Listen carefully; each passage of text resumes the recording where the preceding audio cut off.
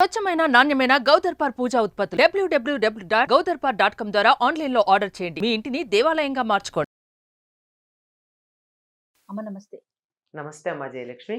జయలక్ష్మి చక్కగా చెప్పారు. అదే నాకు ఫుల్ నేమ్ పిలవడం ఇష్టం అమ్మా. మా అబ్బా! పిల్లల్ని కూడా నేను ఫుల్ నేమ్ పిలుస్తా. అవునా? ఇన్నాళ్ళు జయ అనే అనుకున్నాను. ఓకే. ఓకే. ఇప్పుడు జయలక్ష్మి అని తెలిసాక పూర్తి పేరు పెద్దవాళ్ళు ఎందుకు పెడతారు? హ్మ్.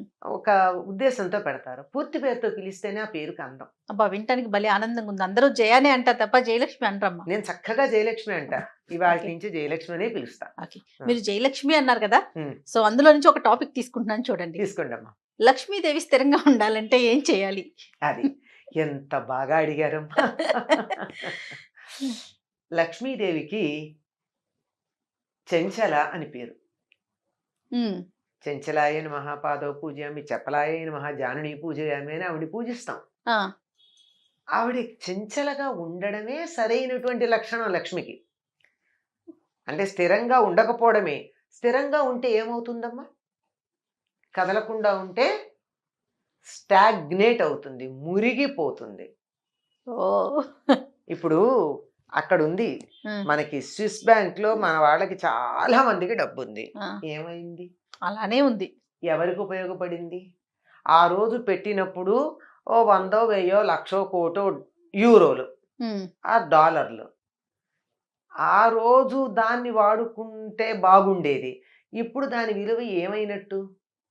ఏదో యూరో విలువ పెరిగింది అంటారేమో.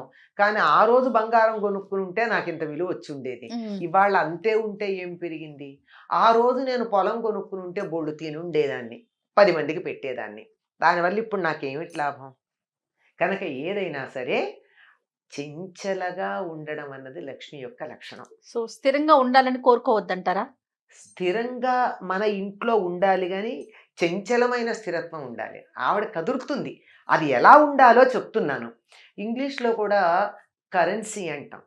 కరెన్సీ అంటే ఏమిటి అర్థం? కరెంట్, ప్రవాహశీలము. ప్రవహిస్తుంటేనే దానికి విలువ. కదలాలంటే ఎప్పుడు కదులుతుందమ్మా? వెళ్ళిపోవడం కాదు కదా. ఆ! వస్తూ ఉంటుంది, పెడుతూ ఉంటుంది, వస్తూ ఉంటుంది, పెడుతూ ఉంటుంది. ఓహో! నీళ్లు అలా ప్రవహిస్తూ ఉంటే స్వచ్ఛంగా ఉంటాయి. ప్రవహించకపోతే వాసనొస్తాయి. వాసన వస్తాయి. నీరు స్వచ్ఛంగా ఉండడానికి ప్రవాహం ఎంత అవసరమో, ధనం కూడా దాని విలువ కలిగి ఉండడానికి అది ప్రవహిస్తూ ఉండాలి. వస్తూ ఉండాలి, ఇక్కడ ఉండకూడదు. మళ్ళీ అది వెళ్ళి రీజనరేట్ అవుతూ ఉండాలి. సరే. వస్తూ ఉండాలంటే ఏం చేయాలో చెప్పండి? అది మీరు అట్లా అడిగారు, అది బాగుంది. ఎందుకంటే హ్మ్. లక్ష్మి తాను ఉంటాను అని చెప్పినటువంటి ప్రదేశాలు కొన్ని ఉన్నాయి తన స్థానాలుగా. హుహుహు. పసుపు, పువ్వులు, ఏనుగు యొక్క కుంభస్థలం హ్మ్. లక్ష్మీప్రదం అంటారు దాన్ని చూస్తే. అంటే ఇంట్లో పెట్టుకుంటే కాదు సుమా, చూస్తే ఆ! ఆ! లక్ష్మీ కళగా కనిపిస్తూ ఉంటుంది. అట్లా చెప్పినటువంటి ప్రదేశాల్లో దీపము హుహు. ఇలాంటివి. అలాంటి వాటిల్లో ఆవిడ ఇంకా ఇష్టంగా వచ్చి కాసేపు కూర్చోవాలి కదా. ఆ! అలా కూర్చోవాలంటే ఆవిడ కూర్చునే చోటు ఇవ్వాలా? ఇవ్వాలి కదా మనం. కూర్చునే చోట అక్కడ చెత్త వేస్తే నేనే కూర్చోను, మీరు కూర్చోరు. ఎవరు కూర్చుంటారు? ఎవరు కూర్చోరు కదా. హ్మ్. కనుక ఆవిడొచ్చి కూర్చోవాలంటే సరైనటువంటి స్థలం ఉండాలి, శుభ్రంగా ఉండాలి. శుచిగా ఉండాలి. ఆ! శుచి, శుభ్రత అని రెండున్నాయి. ఆ రెండు ఉంటే లక్ష్మీదేవి ఉంటుంది. శుభ్రత అంటే పరిసరాలు నీట్గా ఉంచడం. హ్మ్. శుచి అంటే ఇది ప్రవర్తనకి సంబంధించింది. మన ప్రవర్తన సభ్యంగా ఉండాలి. అబద్ధం ఆడకూడదు, దొంగతనం చేయకూడదు, తిట్టకూడదు, చెత్త మాటలు మాట్లాడకూడదు, దురాలోచనలు చేయకూడదు. ఇవన్నీ ఉన్న చోట లక్ష్మి తాను ఉంటాను అని చెప్పింది. ఇల్లు నాకు డబ్బు కావాలి, బాగుంది.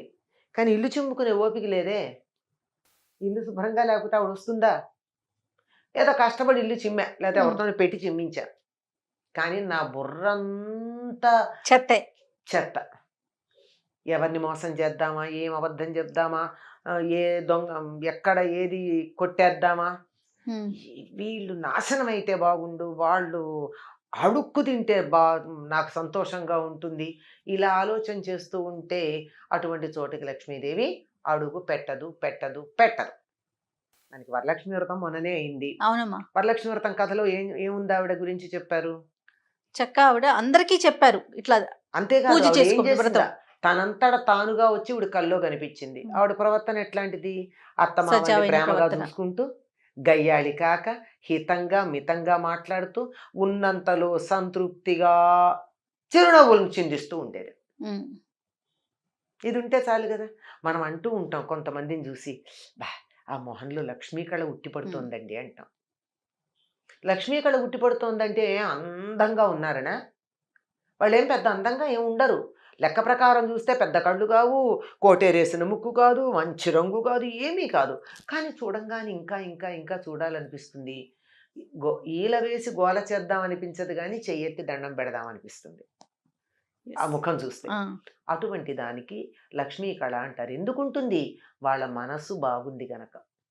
లక్ష్మి స్థిరంగా ఉండాలంటే చాలా మామూలు ఇవన్నీ కాస్త వేగ్గా అనిపిస్తే మామూలుగా ఒక ఫార్ములా లాగా చెప్పాలి అంటే, సూర్యోదయానికన్నా ముందు గుమ్మంలో ముగ్గేసుకుని ఇళ్ళు చిమ్ముకుని ఇంట్లో అందరూ స్నానం చేసి ఉంటే ఆ ఇంటికి లక్ష్మి వస్తుంది. ఆలోచించండి ఎంతమందికి వీలవుతుందో అది.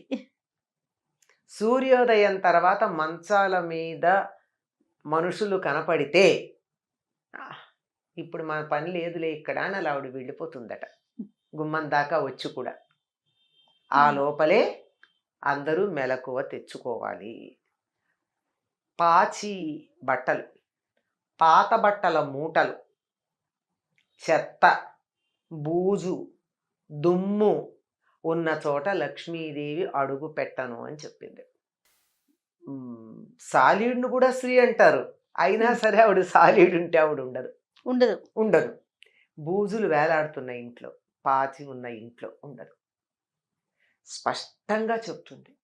విప్పిన బట్టలు దరిద్ర హేతువులు.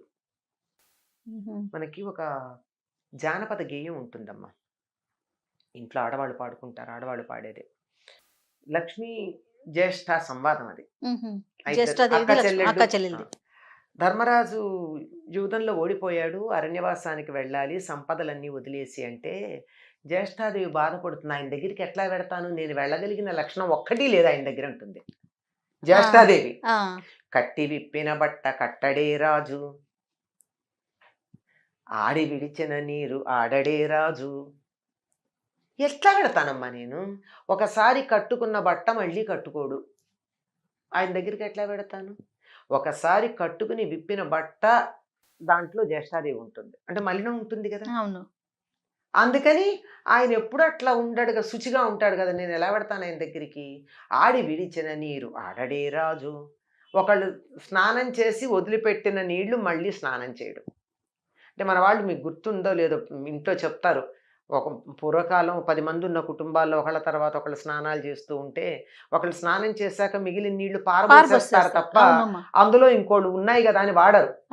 ఒకళ్ళు స్నానం చేసి వదిలిన నీళ్ళని ఇంకోళ్ళు స్నానం చేయకూడదు, అది దరిద్రం. ఇలాంటివి ఏవైతే ఉన్నాయో ఇవన్నీ చాలా చెప్తాయి. చేటలో పళ్ళను చెరపడే రాజు, ఇలాంటివి చెప్తుందంటే అంటే పాపం లక్ష్మీదేవి కూడా ఉంటుంది. నిజమే, మరి నేను మాత్రం వదిలిపెట్టి ఎట్లా పెడతాను ఈ లక్షణాలు ఉన్నవాడిని అని లక్ష్మీదేవి అంటుంది. సో తాను వెళ్తాను అంటుంది. ఈవిడేమో నేను ఆయన్ని వదలలేనంటుంది. ఇలా జ్యేష్ఠాదేవి ఉంటే ఆయన దగ్గరికి నేను వెళ్ళలేను, ఒక్క లక్షణం కూడా లేదు నేను వెళ్ళాలంటే అని ఆవిడ అంటుంది. ఇవి లక్ష్మీదేవి ఉండాలి అంటే అంటే మొట్టమొదట ఇంటిని, ఒంటిని, బుద్ధిని శుచిగా పెట్టుకుని సత్ప్రవర్తన కలిగి ఉంటే లక్ష్మి అంటే కరెన్సీ ఏమో తెలియదు కానీ అన్ని లక్ష్ములు ఉంటాయి. ఆరోగ్య లక్ష్మి, సంతాన లక్ష్మి. సంతాన లక్ష్మి అంటే 10 మంది సంతానం కాదు, ఉన్న సంతానం సంపదలాగా ఉండడం. 4 కొడుకులు 4 దేశాల్లో ఉండి ఎవరో ఈడ్చి పారేసే పరిస్థితి ఉంటే సంతాన లక్ష్మి ఉన్నట్ట కాదు కదా. అవునమ్మా. సంతానం వేరు, సంతాన లక్ష్మి వేరు. లక్ష్మి వేరు కదా. ఆ, ఇలా అన్నీ కూడా లక్ష్ములు ఏది మనం కావాలని కోరుకుంటామో అటువంటి సంపదలన్నీ ఇటువంటి సత్ప్రవర్తన కలిగినటువంటి చోట ఉంటాయి. మరి లక్ష్మి కావాలంటే ఎట్లా ఉండాలి? ఖచ్చితంగా శుచిగా శుభ్రంగా ఉండాలి. నోరు కూడా బాగుండాలి. అది మనుషులమే కాదు, నోరు కూడా. నోరు బాగుండాలి, మంచి మాటలు రావాలి నోట్లో నుంచి. అద్భుతం అమ్మా. Thank you. నమస్తే. నమస్తే అమ్మా.